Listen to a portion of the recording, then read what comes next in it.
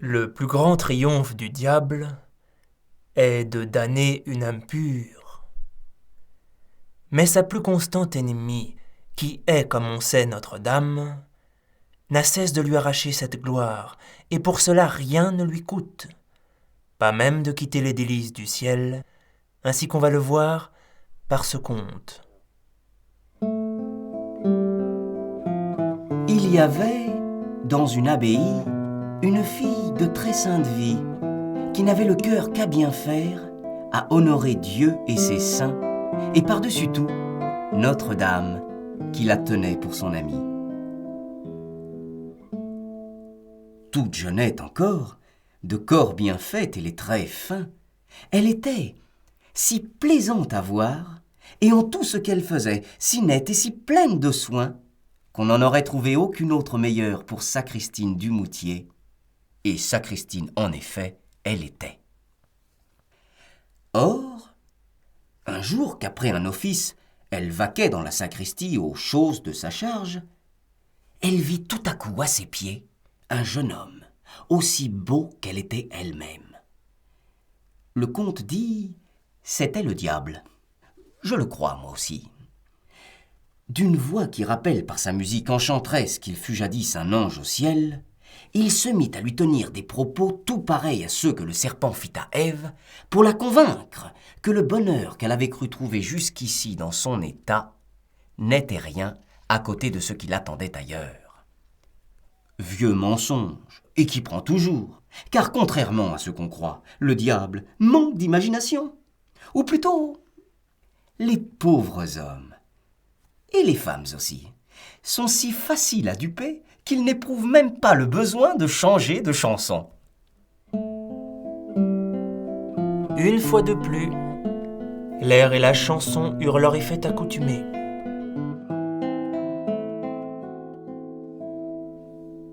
Oublieuse des vœux qu'elle avait faits, la folle Sacristine laissa là son couvent, son cilice, la folle vêture de son état et tous les menus soins de sa charge, pour s'engager sur un chemin au rebours de celui qu'elle avait suivi jusque-là, entre la règle et son bon ange. Combien de temps dura cette vie de péché ? 2 ans ? 3 ans ? Nul ne le sait. Il n'importe d'ailleurs, un seul jour c'était déjà trop.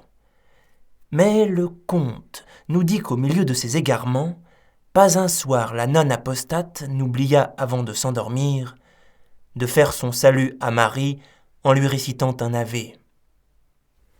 Ce qu'ayant su, Dieu sait comment, ses amis, c'est plutôt ses ennemis qu'il faudrait dire, se mirent à l'accabler à l'envi de quolibets blasphématoires.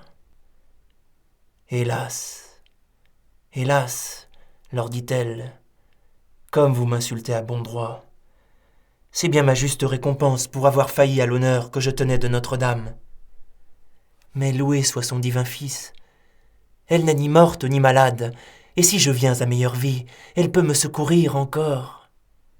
Sur ces mots, elle planta là ses mauvais compagnons si prestement qu'aucun n'eut le temps de la retenir. Toute la nuit elle courut, et au matin, elle aperçut dans le creux d'un vallon les murs d'une blanche abbaye.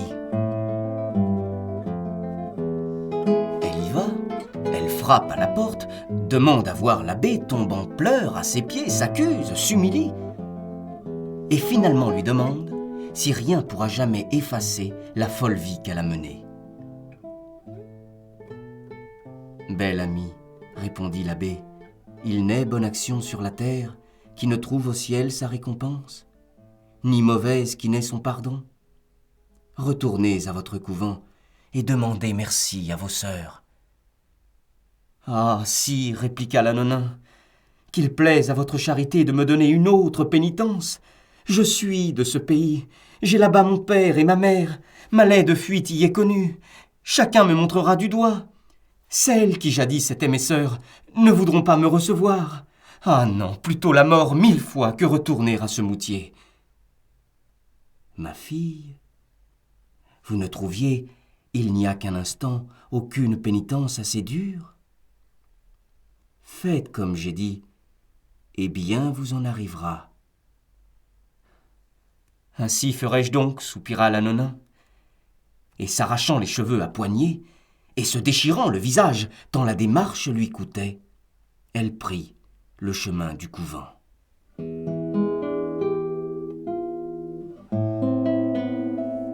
Quand elle arriva au village près duquel s'élevait l'abbaye, la nuit était presque tombée.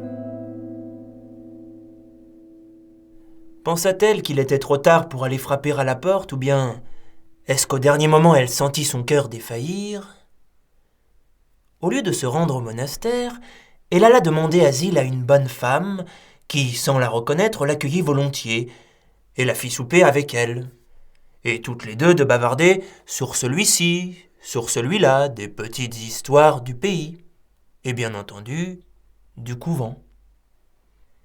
Mais à mesure que le temps passait, quel n'était pas l'étonnement de la pauvre égarée de ne pas entendre son hôtesse lui parler de sa propre aventure. « Bonne vieille, lui dit-elle enfin, après une longue hésitation, qu'est donc devenue la sacristine qui servait si bien le moutier ? J'ai ouï dire qu'elle a mal tourné. N'a-t-elle pas suivi un musard qui l'a enlevée loin du couvent ?»« Êtes-vous folle de parler ainsi ?» s'écria l'hôtesse indignée.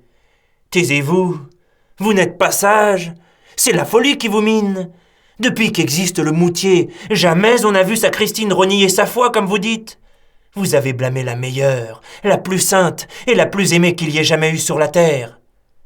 Demandez-le aux pauvres gens qui accourent ici de partout pour qu'elle les touche et les guérisse. Et laissez là vos méchants propos, car si quelqu'un vous entendait, il ne vous adviendrait rien de bon. » Imaginez si l'Anonin fut étonné par ces paroles. Elle n'en croyait pas ses oreilles. Ni comment il se pouvait faire qu'une vieille femme du village pût ignorer sa vilainie. Plus elle pensait à tout cela, moins la chose s'éclairait pour elle. Dès que sonnèrent matines, agitée d'un grand trouble et d'une curiosité non moins grande, elle se leva de sa couchette pour aller frapper au couvent. La porte s'ouvrit aussitôt et elle se trouva face à face avec une femme dont le visage reproduisait le sien en telle perfection qu'elle crut se voir dans un miroir. « Dame, par Dieu, qui êtes-vous » s'écria-t-elle avec effroi en voyant ainsi son image. « Par charité, dites-le-moi. »« Vous-même, qui êtes-vous, belle amie ?» lui repartit la sacristine qui lui ressemblait trait pour trait. « Ah, j'ai honte de vous le dire, » répondit la pauvre apostate. « Je suis celle dont Dieu n'a souci. J'ai perdu Jésus et sa mère, j'arrive chétive et pleurante, de l'amour du ciel effacé. Autrefois j'étais avant vous sacristine de ce moutier, lorsque le diable me dévoya. Mais maintenant que vous savez qui je suis, à mon tour, je vous requiers très humblement, madame, de me dire aussi qui vous êtes. » « Je suis Notre-Dame Marie. Tout le temps de ta départie, je me suis fait ton ouvrière, ta servante, ta ménagère. Chacun a cru que j'étais toi, car j'ai observé ton emploi de porte ouvrir, de sein sonner et de tes lampes allumées. J'ai pris sur moi ta vilainie parce qu'autrefois tu m'as servi. Reprends ta place en ce couvent où nul ne sait ton errement. Je te pardonne ton folage, mais garde-toi de cœur volage.